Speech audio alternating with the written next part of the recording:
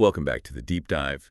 Today, we're really getting into the weeds on a major industrial player. We're focusing on Vişne Medinsaklik Üretim Sanayi ve Ticaret. That's right.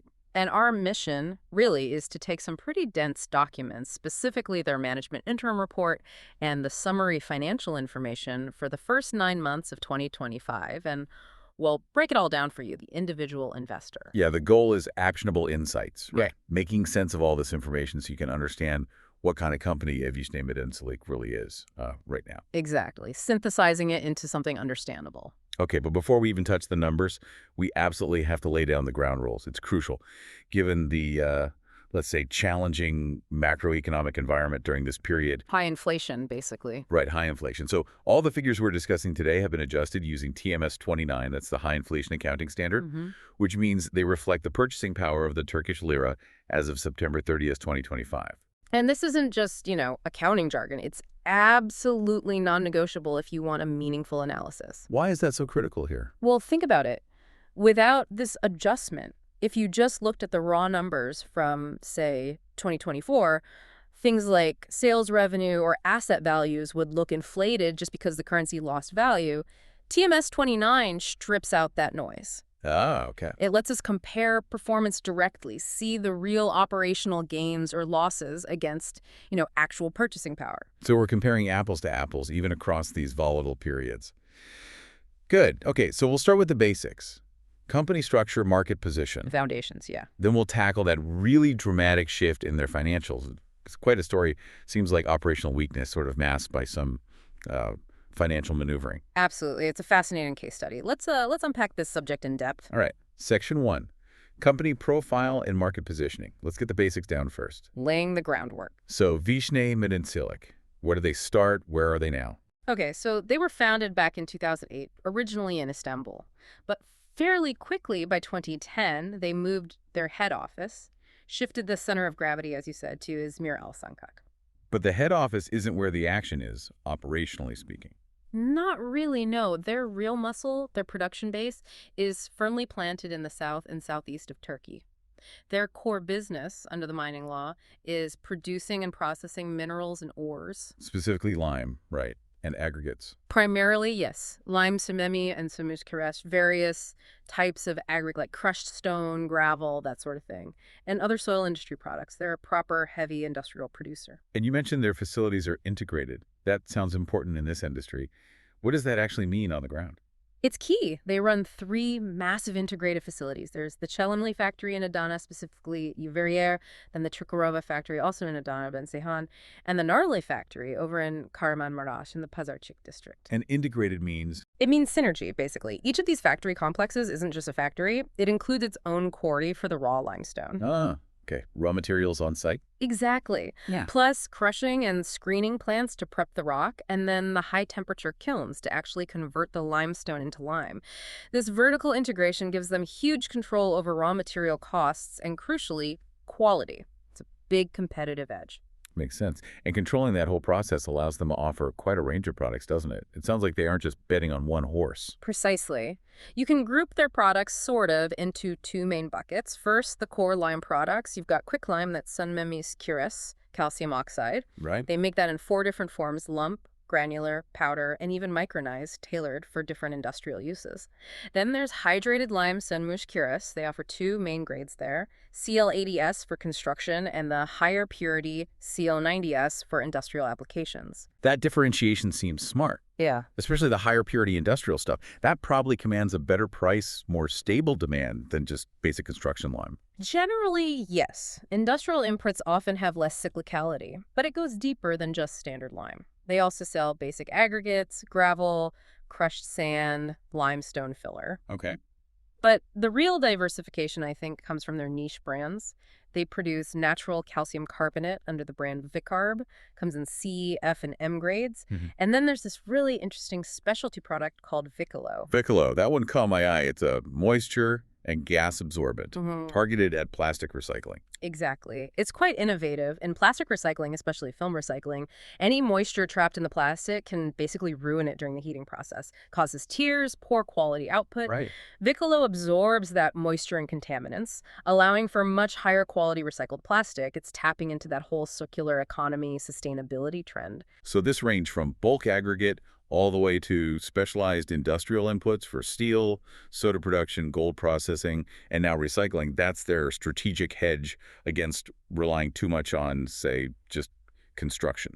Absolutely. And you see it in their sales data. The 2024 figures show where their focus lies. 31% of sales went to the iron and steel industry, another 23% to the soda industry. Wow, so over half their sales are to those two heavy industrial sectors. Correct. The rest is spread across plastics. That's the Vicolo market, gold mining, construction, and others. They're selling essential ingredients, which, as you said, buffers them a bit from pure construction cycles. Okay, let's talk market position then. How do they stack up in Turkey? You mentioned the market has a sort of peculiar structure. It does. The Turkish lime sector is basically split down the middle. About half the country's production is captive, meaning companies, maybe large chemical plants or steel mills, produce lime just for their own internal use. They don't sell it on the open market. Exactly. Vişne operates entirely in the other half, the open market, where producers are competing for external customers. And in that open market, you said logistics are king. Absolutely critical. Probably the single biggest factor determining profitability. Lime is bulky, relatively low value per ton. Transportation costs can kill your margins if you have to ship it too far. So Vizni's factory locations in Adana and Kahramanmaraş are strategic. Highly strategic. Those three factories effectively allow them to dominate the key regions. The Mediterranean coast, central Anatolia, and southeast Anatolia. They're geographically positioned to serve those markets efficiently. And this isn't just a claim, right? The numbers back up this regional dominance. Oh, the numbers are stark. They really cement the advantage. If you look just at their core operational area, that tri-region I mentioned, and add up the annual production capacity of all their regional competitors who sell on the open market. Okay. The total for all competitors combined is about 745,000 tons per year. Right. And Vizny. Vişne Madencilik, after their recent expansions, now has an annual capacity of 810,000 tons. Hold on. Let me process that. Vizne, as one company, has more capacity than all its regional competitors put together. Correct. Significantly more. It suggests a really powerful competitive moat built on scale and investment in those integrated facilities. That's quite something. What about the next biggest competitor? To put it in perspective, the second largest player in that same region has a capacity of only 250,000 tons a year. Okay, so Vizne is over 3 times larger than the number 2. In terms of capacity in that specific region, yes. This scale gives them potential pricing power, better delivery capabilities, and it makes it incredibly difficult for anyone new to challenge them seriously in those core markets. So regionally, they're the undisputed heavyweight. What about nationally? Nationally, they're still a major player. Based on the 2023 quicklime production figures, they were the second largest producer in Turkey overall, held about a 7.9% share of the national market. Okay, significant. But the regional dominance seems like the more compelling operational story for an investor. I would agree. That's where their core strength lies. All right, let's shift gears slightly and look inside the company. Management, ownership structure, how is this company controlled? Okay, capital structure first. They have a registered capital ceiling, basically, the maximum they could issue of 500 million Turkish lira. Their current issued capital is 117 million TL. And it's not just one type of share, right? There are A and B groups. Correct. And this structure is absolutely key to understanding control. While the B shares are the ones publicly traded, the A group shares hold special privileges. Like what? Primarily, the A group shareholders have the exclusive right to nominate 3 out of the 6 members of the board of directors. So half the board is nominated by A shareholders. Yes. And maybe even more importantly, in the General Assembly meetings where major decisions are voted on, each A group share gets 5 votes. A B group share gets only 1 vote. 5 votes versus 1. That pretty much guarantees control stays with the A shareholders, doesn't it? Absolutely. It concentrates power significantly. And when you look at who holds those shares, It's tightly held. the single largest shareholder is a company called Makina Sanayi Vitikarek Ayosh, holding about 39.74%. Okay. But Erlenmekhina is linked to the founding family, the Öztürk family. When you add up all the direct and indirect holdings of various Öztürk family members and related entities like Erlenmekhina, They control the majority. a very strong majority, their total control comes out to 82.39% of the company. 82%. So the public float, the share is actually available for trading by, people like us or institutional investors. Only about 20.51%. So yes, it's a publicly listed company, but the Öztürk family maintains very firm control over its strategic direction. Let's look at the board itself then. Yeah. 6 members. Who are they? You have 3 members from the family, Cemal Öztürk, Kenan Öztürk, and Ekmel Öztürk. Then there's Ibrahim Yene, and 2 independent members, Ida Özeren and Ali Hasan Suter. Okay, and you flagged the independent members. Any comment on diversity? Well, it's noticeable that there's only 1 woman on the 6-member board. That's Ida Özeren, who serves as an independent board member. So 1 out of 6? That's about, 16.7% female representation? Exactly, 16.67%. That's a metric many investors, especially those focused on ESG, environmental, social governance factors, pay attention to these days. Right. Now, sticking with the people running the show, compensation, what did the report say about pay for the first 9 months of 2025? This could be quite revealing. It certainly offers an interesting contrast. First, the board fees the Huzur Hakkı. Only the independent board members receive this. The family members didn't take a board fee. Apparently not, according to this report for this period. The total paid out to the independent members was quite modest, actually. 306,131 TL for the 9 months combined. Okay, 306,000 lira for the independent directors. What about the executives, the day-to-day management team? That's where the numbers are very different. The compensation for the upper management team, the executives actually running the operations? The ones overseeing that near-zero operating profit we'll get to later. Precisely. Their total compensation for the same 9-month period was 12,616,432 TL. 12.6 million lira, compared to 300,000 for the independent board oversight. Yes. The disparity is quite significant. That definitely raises questions for an investor, doesn't it? A structure where operational management is compensated so much more heavily than independent strategic oversight. It might suggest where the real internal incentives lie, maybe more towards execution, less towards governance. It's certainly something to note, a potential signal, yes. Okay, last bits on structure. Subsidiaries. Footprint. Pretty straightforward here. They're very focused. No domestic or foreign subsidiaries reported. Really? Just the core operation? Seems so. They run relatively lean in terms of structure. Total employee count is 255 people. And that's split how? It's 47 white-collar staff management, admin, sales, etc., and 208 blue-collar staff, the workers in the quarries, plants, and kilns, spread across the head office and those 3 main factory sites. Okay, got it. So a tightly controlled, regionally dominant, vertically integrated producer with significant capacity, but a simple corporate structure. That sums it up nicely. All right, let's pivot then, from structure to performance. Section 2, financial performance analysis. And this is where that core contradiction we mentioned really comes into play. Yes. Comparing the first 9 months of 2025 against the same period in 2024 using those inflation-adjusted numbers, this is the operational paradox we need to dissect. Okay, top line first. Net sales, or 0. What happened there? We saw a contraction. Sales dipped. They went from about 1.106 billion TL in the first 9 months of 2024 down to 1.042 billion TL in the same period of 2025. So a drop of about 64 million lira, roughly a 6% decline in real inflation-adjusted terms. Where did that weakness come from? The breakdown is really revealing. If you look at domestic sales within Turkey, they were actually remarkably stable, only a tiny dip, from 1.053 billion TL down to 1.042 billion TL. So the core Turkish market held up surprisingly well. Okay, so if domestic sales were basically flat, the drop must have come from international sales. And it wasn't just a drop, it was a near total collapse. Collapse. How bad? Foreign sales plummeted from 52.6 million TL in the first 9 months of 2024 to just 0.5 million TL, 500,000 lira in 2025. Wait, 52 million down to 500,000? They effectively stopped exporting. That's what the numbers suggest. That massive drop in international volume accounts for almost the entire top-line sales contraction. Wow, it needs explaining. Does the report give any reason for foreign sales basically disappearing? Is it a strategy shift, loss of a major contract, aggressive competition, going from over 50 million to practically 0 signals? Something fundamental changed. The report doesn't offer a specific explanation in the summary financials or the management report snippets we have, which is concerning. It absolutely raises a big red flag about their global market reach or strategy, especially for a company boasting such huge production capacity. Regionally dominant, yes, but it looks like they completely lost or abandoned their international footing during this period. Okay, so lower sales volume driven entirely by vanishing exports.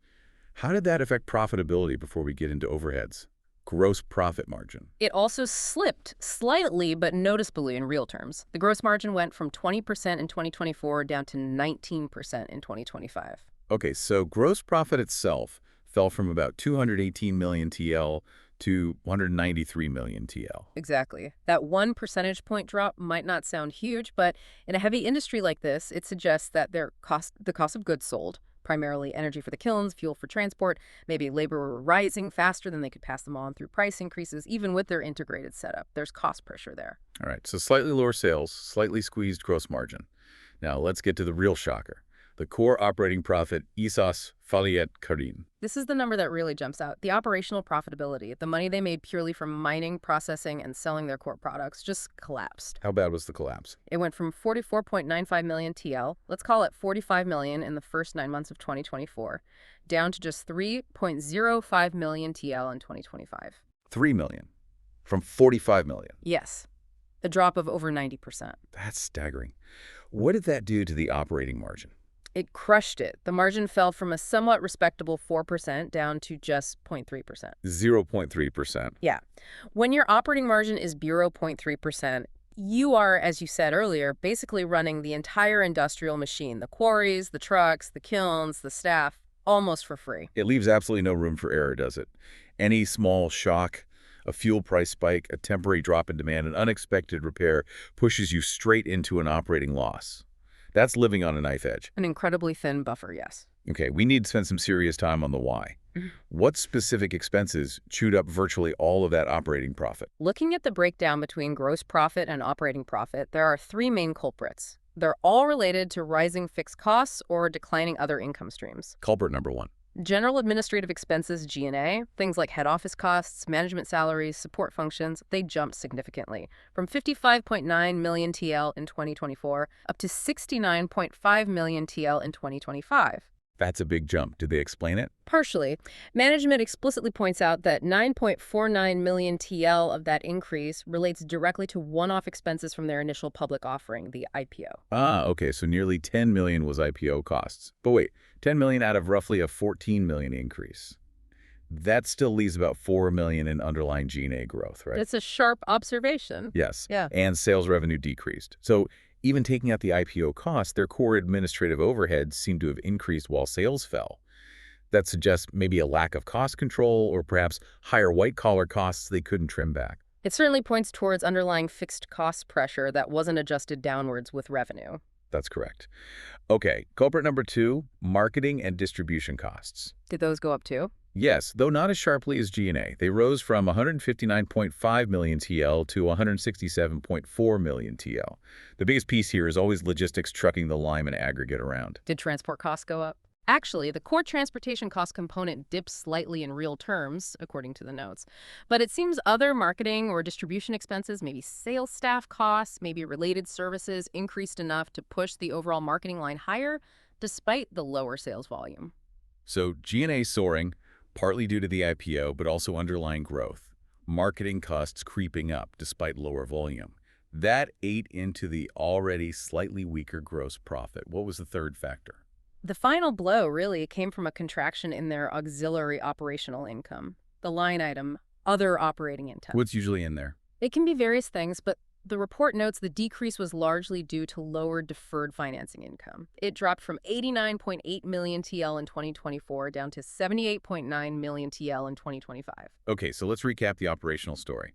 Gross margin got squeezed a bit, G&A costs ballooned, partly from the IPO, marketing costs edged up, and other income fell. Add all that together. And it essentially vaporized their core operating profit, dropped it from $45 million to just $3 million. This has to be the number one concern for any potential investor, surely. Yeah. Can this company truly capitalize on its regional dominance and massive capacity if its core day-to-day business is struggling to clear even a 1% profit margin? It's the fundamental operational question, absolutely. But here's where the story gets weird, right? Because despite that operational near failure, the next line down, pre-tax net profit, did something completely different. Exactly. The contradiction just intensifies. That pre-tax profit figure actually soared. It jumped from only 1.4 million TL in 2024 to a really quite staggering 44.1 million TL in 2025. Okay, stop. How on earth does that happen? Operational profit vanishes, but pre-tax profit explodes. How can an industrial company make more money before tax when it's failing at its main job of making and selling stuff? The answer has almost nothing to do with selling lime or aggregate. It's all about treasury management. Financial wizardry, you might say, enabled entirely by the cash raised in that IPO. So it wasn't operations, it was finance income. Completely. The company was basically rescued from a pre-tax profit perspective by two line items, financial income and investment income. Let's look at the scale of those. Investment activities income. That more than tripled, leapt from 17.3 million TL up to 61.6 million TL, a big jump. Okay, significant. But the real hero was financing income. That's the showstopper. Financing income went absolutely stratospheric, from 13.05 million TL in 2024 to an incredible 103.3 million TL in 2025. 103 million, just in financing income. Yes. That single line item fundamentally rewrote the company's profitability story for this 9-month period. Where did that 100 million plus actually come from? Is it detailed? Yes, the notes are very clear. Of that 103.3 million TL, almost all of it, 94.4 million TL, is explicitly labeled as interest income. 94 million in interest. What was it the year before? Only 5.9 million TL. Wow. So basically 94% of their financing income and the vast majority of their pre-tax profit improvement wasn't from selling lime at all. It was literally just interest earned on the massive pile of cash they got from the IPO, taking advantage of those high domestic interest rates. That's precisely it. The company, in this period, essentially functioned like a highly successful investment fund or bank that just happened to own a struggling mining and production business on the side. The IPO cash provided the fuel for that financial engine. So the strong pre-tax profit is almost an illusion then, at least an illusion of operational health.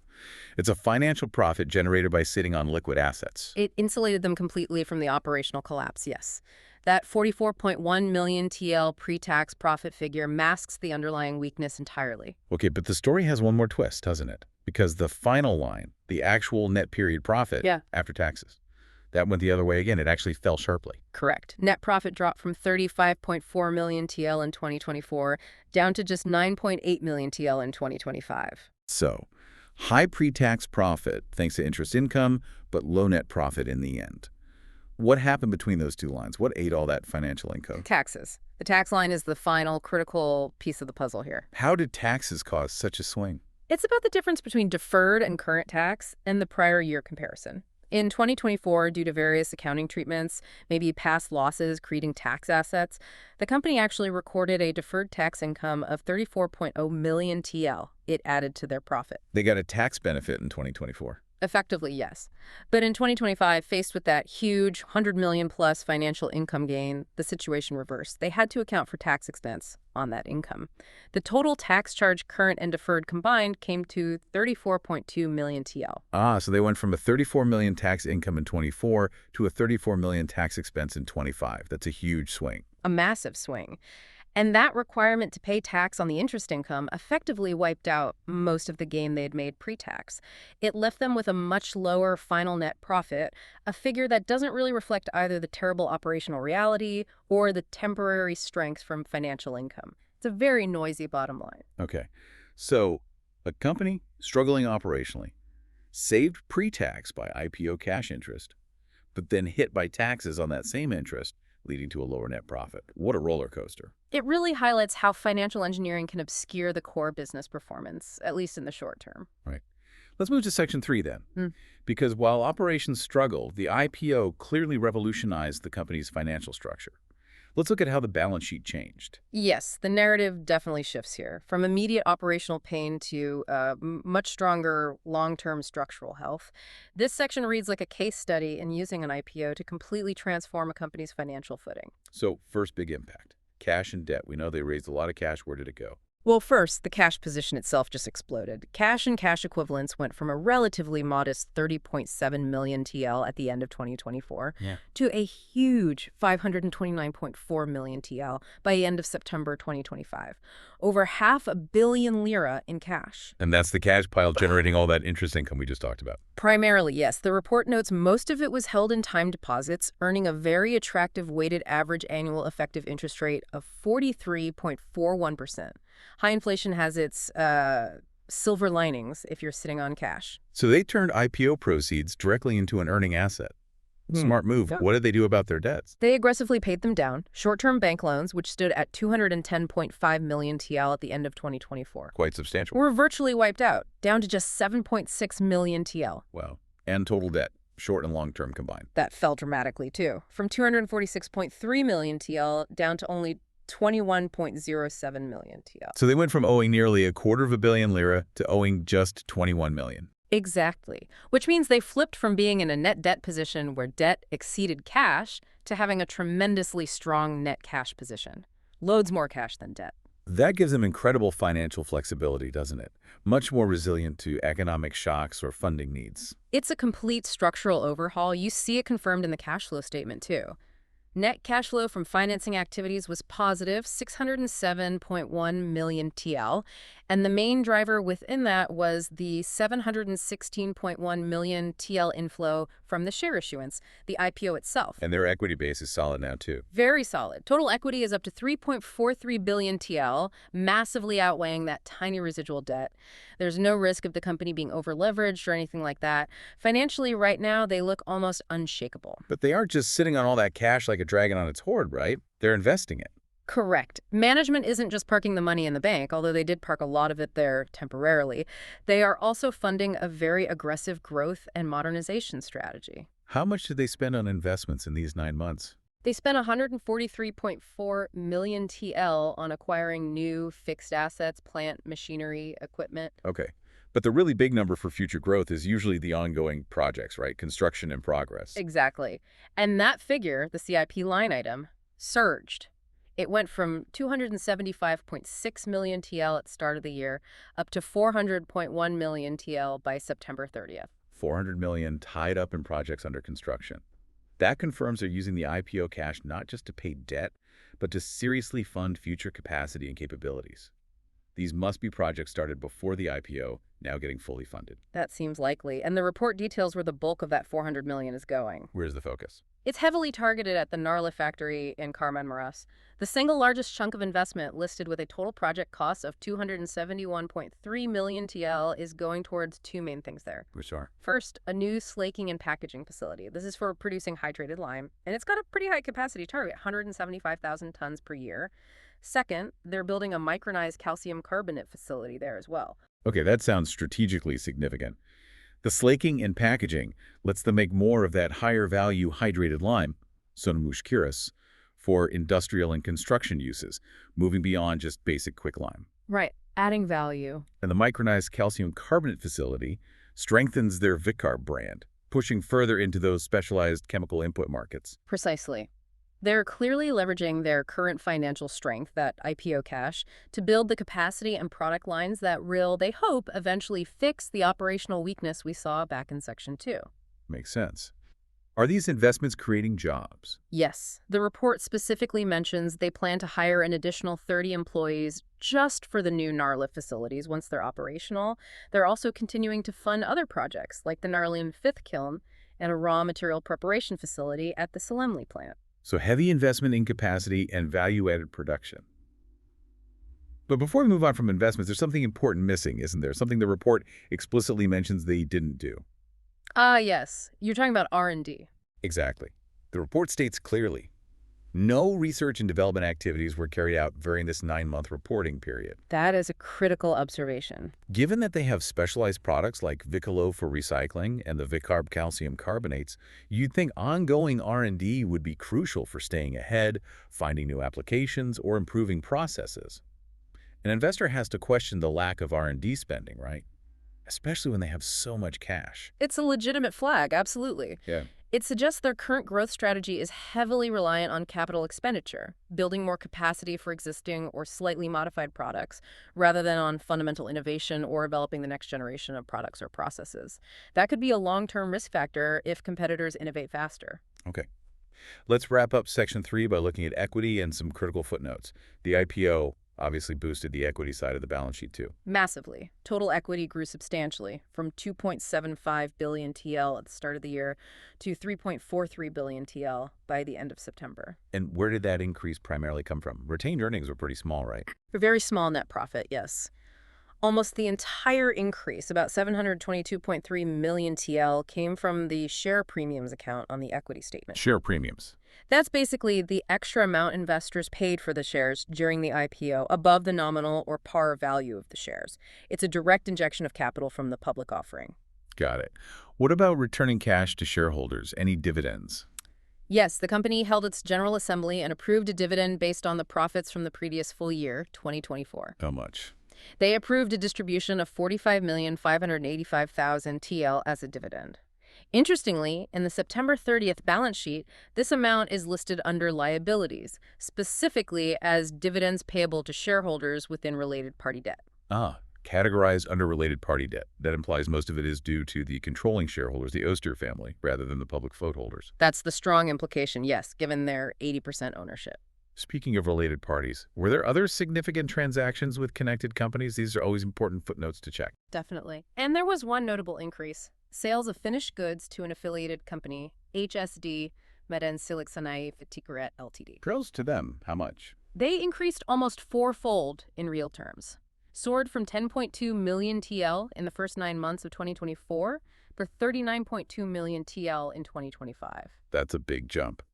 While related party sales are normal, that sharp an increase means a growing slice of Vishne's revenue is coming from internal group dealings, not purely arm's-length market sales. Something to monitor. Worth keeping an eye on, yes. The report also mentions they continued to purchase management services from the parent holding company, Öster Holding HS. Okay, one last crucial point in this section. Foreign currency risk. In Turkey's high inflation, volatile currency environment, how exposed are they? This is actually another huge positive transformation, again, driven by that post-IPR cash management. They executed a complete U-turn on their FX exposure. How so? At the end of 2024, they were quite vulnerable. They held a net foreign currency liability position of 34.3 million TL. Meaning if the lira weakened significantly, they take a financial hit. Exactly. They owed more in foreign currency than they held, but by September 30th, 2025, They fixed it. they completely reversed it. They shifted to a net foreign currency asset position of 14.07 million TL. So now they hold more foreign currency assets than liabilities. How did they manage that? Primarily by increasing their holdings of liquid euro assets, which now comfortably exceed their US dollar liabilities. Management even quantified the benefit in the report's sensitivity analysis. What did it say? They calculated that under the old position, a hypothetical 10% depreciation of the lira would have caused a significant loss. But under the new position, that same 10% lira depreciation would actually generate a gain of about 3.2 million TL in profit. Wow, so they've turned a major risk into a potential small hedge.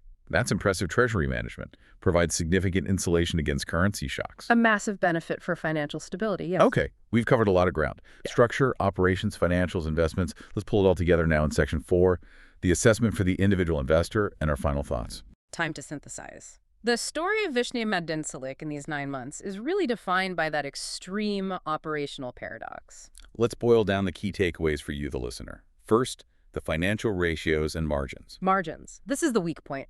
The core operational health looks, frankly, severely compromised right now. That operating profit margin crashing from 4% down to just 0.3% is the big flashing warning light. It tells you the core business is struggling with input costs, managing its fixed overheads, and despite stable domestic sales, the collapse in exports hit hard.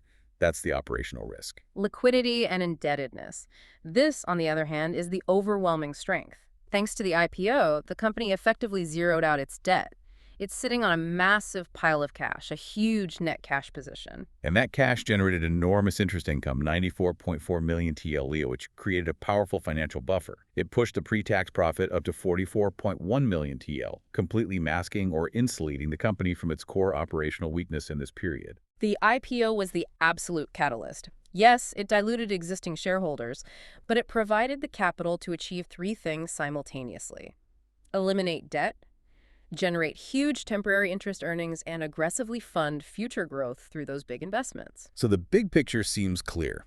Vişne Madencilik is currently using its incredibly strong balance sheet and financial firepower, largely derived from the IPO, to essentially finance its own operational inefficiency. That's a fair assessment, and management is clearly betting heavily on the future. You see that in the 400 million TL currently tied up in those ongoing investment projects. Right, aimed at expanding capacity, diversifying the product line towards higher value things like hydrated lime and micronized calcium carbonate, and hopefully cementing that regional market dominance for the long haul. Management, in their commentary, expresses confidence. They state past goals were met, General Assembly decisions followed, and risk oversight is robust via their Early Risk Detection Committee. Standard, positive language. But as an investor, you need to look past the commentary at the cold, hard numbers, don't you? Absolutely, and you need to think about valuation. How do you value a company like this right now? It's tricky. If you use traditional price to earnings based on that final net profit of only 9.8 million TL, the stock might look extremely expensive. Right. But if you look at price to book value, based on that hugely strengthened equity base of 3.43 billion TL and almost zero debt, the company might look structurally quite cheap and incredibly financially secure. Which brings us to the ultimate strategic dilemma, the provocative thought for you, the investor, to consider. What is Vişne Madencilik right now? Is it fundamentally a mining and production company that's just going through a temporary, albeit severe, operational slump, but has the financial strength and investment plans to recover? Or had it temporarily become more like an investment vehicle, successfully capitalizing on high interest rates that just happens to be holding a lime production business as a sort of secondary asset? The answer really hinges entirely on the timing and success of those major investments. They've committed 400 million TL to build new, potentially higher-margin facilities, that Slecking plant, the micronized carbonate unit. The crucial question is, when will those facilities actually come online? And maybe more importantly, how quickly can they start generating enough gross profit to pull that core operational profit currently languishing at just 3 million TL back up to meaningful double-digit millions? Exactly. Can the investments generate enough real operating profit soon enough for the company to stand firmly on its own two industrial feet, without needing its treasury operations to prop up the overall profitability? Because the current setup, while providing fantastic financial stability, isn't sustainable long-term if you want industrial returns. Sustainable value in this sector has to eventually come from efficiently making and selling product, not just from lending out IPO cash. That's the fundamental tension, the trade-off, defining Vişne Madencilik today. Until we see clear evidence of that operational turnaround fueled by the new investments, the company remains, perhaps, a financially very solid island, but sitting in a rather uncertain operational ocean. A fascinating high-stakes situation indeed. Well, that's our deep dive for today. If you found this analysis useful, if it helped you understand the complexities here, please do give this video a like. And subscribe to the channel. We do these detailed analyses specifically for you, the investor looking for deeper insights. Absolutely. And share this deep dive with any friends or colleagues who might also find it valuable. We genuinely look forward to hearing your thoughts and questions. Drop them in the comments section below. Until the next deep dive, happy investing.